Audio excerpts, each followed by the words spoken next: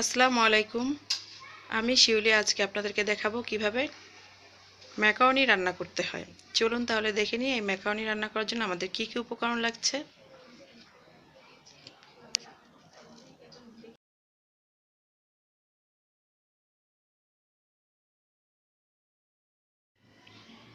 Macaroni রান্না করার জন্য আমি এখানে প্রায় 2.5 কাপের মতো ম্যাকারনি নিয়েছি।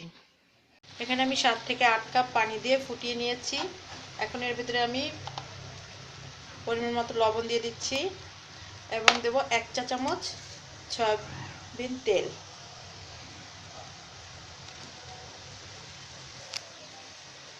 এখন এটার ভিতরে আমি ম্যাকারনিগুলো ঢেলে দেব। ঢেলে দিয়ে এগুলো আমি সিদ্ধ করব। দেখেন আমি ম্যাকারনিগুলো সিদ্ধ করে ঠান্ডা পানি দিয়ে বেশ ভালোভাবে ধুয়ে নিয়েছি। এখন আমি এটা পানিটা ঝরিয়ে নেব।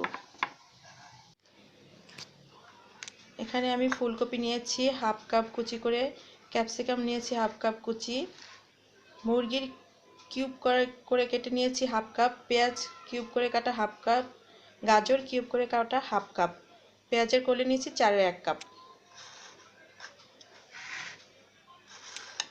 কাঁচামরিচ স্বাদ মতো, টেস্টিং সল্ট নিয়েছি হাফ চামচেরও কম, লাল মরিচ গুঁড়ো নিয়েছি হাফ চামচ, হলুদ খুবই সামান্য, তারপর এখানে আছে গোলমরিচ গুঁড়ো, এটা 4/1 চা চামচ, রসুন বাটা হাফ চা চামচ, তেল পরিমাণ মতো, লবণ স্বাদ মতো।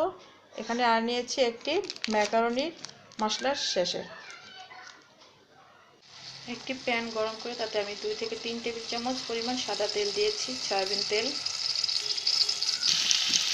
তেলটা গরম করে তাতে আমি পেঁয়াজ কিউবগুলো দিয়ে দিয়েছি। এখন আমি রসুন বাটাটা দিয়ে দেব। রসুন বাটাটা দিয়ে দিয়েছি, পেঁয়াজটা একটু নরম হয়ে গেছে। এখন এটার ভিতরে আমি মুরগির মাংস কিমাটা দিয়ে দেব।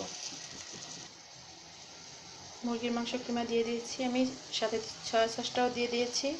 এখন স্বাদ মতো লবণ, কাঁচামরিচ দিয়ে দেব। আমি স্বাদ মতো লবণ এবং কয়েক টুকরা কাঁচামরিচ দিয়ে দিয়েছি। এখন মুরগির কিমাটা একটু ভাজা ভাজা করব। দেখেন আমার কিমাটা একটু ভাজা ভাজা হয়ে গেছে। এখন আমি সবজিগুলো দিয়ে দেবো একে একে সব। দেখেন আমি সবগুলো সবজি দিয়েছি। এখন আমি সবজিগুলো সিদ্ধ হওয়া পর্যন্ত অপেক্ষা করব। একটু ভাজা ভাজা করি নেড়ে দিয়ে।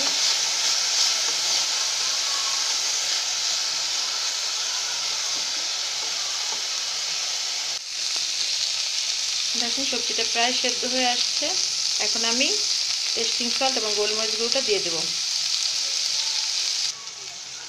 টেস্টিং সল্ট গোলমরিচ গুঁড়ো দিয়ে দিচ্ছি আমি। এখন এই শেষের থেকে মশলাটারও অর্ধেক পরিমাণ দিয়ে দেবো। দেখেন ম্যাকারনি মশলা দিয়ে দিয়েছি। আমার সবজিটা প্রায় হয়ে গেছে। এখন আমি সিদ্ধ ম্যাকারনিগুলো দিয়ে নাড়াচাড়া। দেখেন আমি সিদ্ধ করা ম্যাকারনিগুলো সবজির ভিতরে দিয়ে দিয়েছি। এখন 2-3 মিনিট অপেক্ষা করি। দেখেন আমার ম্যাকারনিগুলো হয়ে গেছে। আমি চুলাটা বন্ধ করে দিয়েছি। এখন আমি কিছুটা টমেটো সস এর সাথে মিক্স করে নেব। আমি এখানে 2 চা চামচের মতো টমেটো সস নিয়েছি। আপনারা আপনাদের স্বাদ মতো নেবেন। এখন এটা ভালোভাবে মিশিয়ে দেব। দেখেন ম্যাকারনি পরিবেশনের জন্য প্রস্তুত হয়ে গেছে।